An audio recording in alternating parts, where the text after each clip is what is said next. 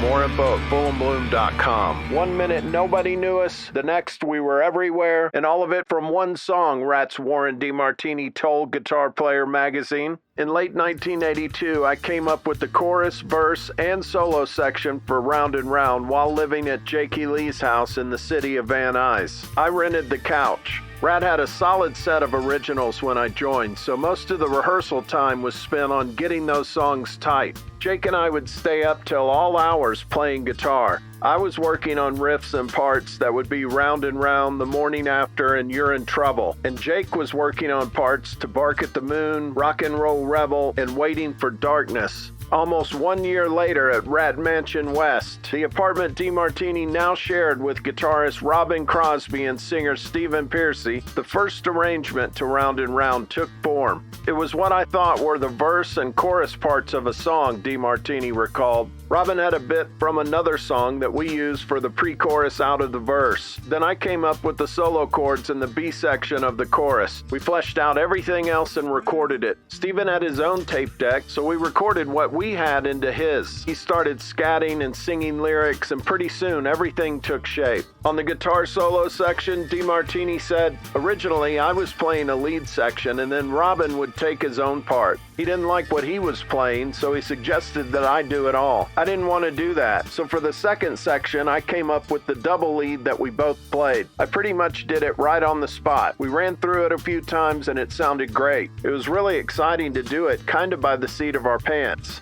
During a 2017 interview with Metal Express Radio, Stephen Pearcy said, "When Beau Hill was introduced to us before we did Out of the Cellar, we were both starting out together. He was a new producer and we were a new band. When we went in to demo some songs, he heard a rough version of Round and Round and he said that was going to be the song we'd work on first." Guitarist Robbin Crosby elaborated, "We had put together Round and Round in mid-1983. It was good, but far from perfect at the time. We didn't even put it on the RATT EP because we felt it wasn't strong enough. When we went in to record Out of the Cellar with Beau Hill, he listened to it a few times and then said, 'I think we've got something here.' I sure didn't think it was all that great, but Beau Hill reconstructed some of the breaks in the song, and he had Warren lay down some solo blasts. When it was done, I said to Beau, it could be a top 40 song as well. It has that feel." He thought so too. When it was released, I have to admit I was initially disappointed that it didn't do better, but once the music video aired, fuck man, it took off like a rat on fire. During a Full and Bloom interview with Beau Hill, the producer-engineer explained one of his key contributions. They questioned every single thing that I suggested. They didn't know if my ideas were any good or not. I think the best illustration of that would be on Round and Round. When the original arrangement came around, they had that stop right before the chorus. Da-da-da-da-da-da-da-da-boom. Round and Round. And that stop just drove me crazy because all the momentum and all the energy and all the forward movement of the track to try to get you to lift into the chorus just killed it, for me anyway. And I came up with every possible solution to those guys from an arrangement point of view. And they said, nope, we're leaving that hole in there. Nope, we're not doing it. And I couldn't convince them to do it. So that therein lies the mother of invention, because that hole drove me so crazy. I was in the studio by myself, which I did every day, and I was just experimenting. And so I flipped the tape over and triggered that vocal that did the which turned out to be the big hook that sold the song. But it was just because they had refused to help me fill in that gap.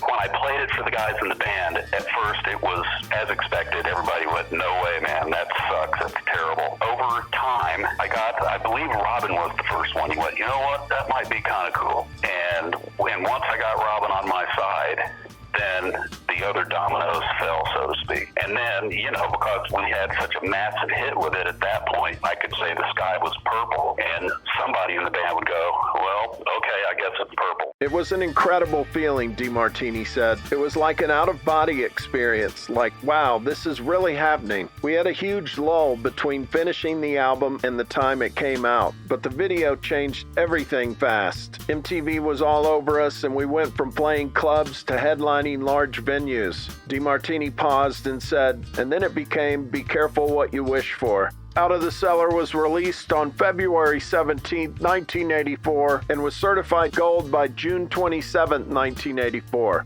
Round and Round would become RATT's biggest single, reaching number 12 on the Billboard Hot 100 and pushing the album to platinum status just over a month later. By December of '84, Out of the Cellar would be certified double platinum. The album would eventually go on to sell nearly 4 million copies in the U.S. alone. More news at fullandbloom.com.